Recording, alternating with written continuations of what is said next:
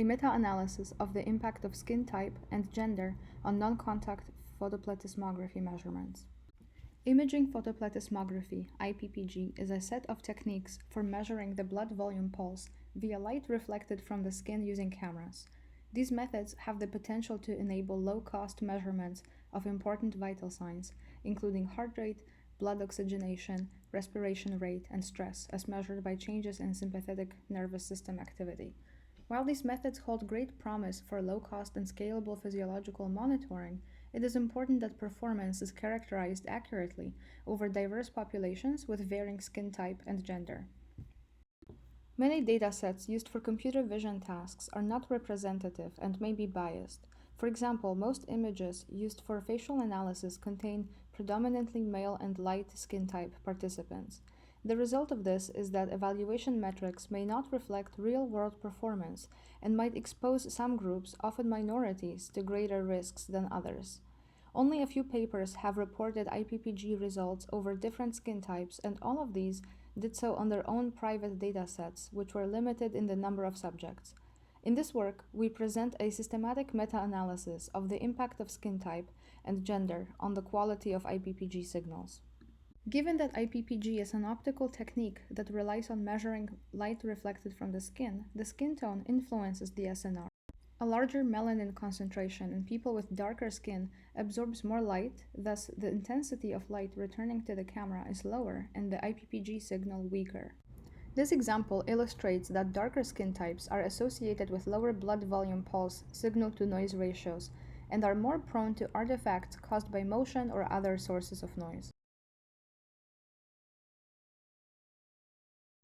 Women tend to have higher average resting heart rates than men, and IPPG algorithms tuned on populations of mostly men may perform worse on videos of women if they assume the heart rate should be present in a specific lower frequency range. Moreover, differences in appearance between men and women, including facial hair or the use of cosmetics, both of which can block light entering and leaving the skin, might impact the results too. Therefore, IPPG signals obtained from videos of women might tend to have lower signal-to-noise ratio. To systematically study the effect of skin tones and gender on the SNR of IPPG signals, we used videos from 3 public datasets to include as much subject diversity as possible. This table shows the distribution of subjects with different skin types and genders. We were able to include subjects from all skin type categories, however there were much fewer subjects with very light and very dark skin type. The ratio of men to women was similar. While the performance is relatively similar for skin type 1 to 5, the SNR drops dramatically for skin type 6. Therefore, while darker skin types lead to signals with weaker amplitudes and are more prone to errors induced by different sources of noise, this most dramatically affects skin type 6 and has only a modest effect on other skin types. Overall, the videos of women had marginally lower SNR, but the differences in the results for men and women are much less dramatic than the differences across skin types.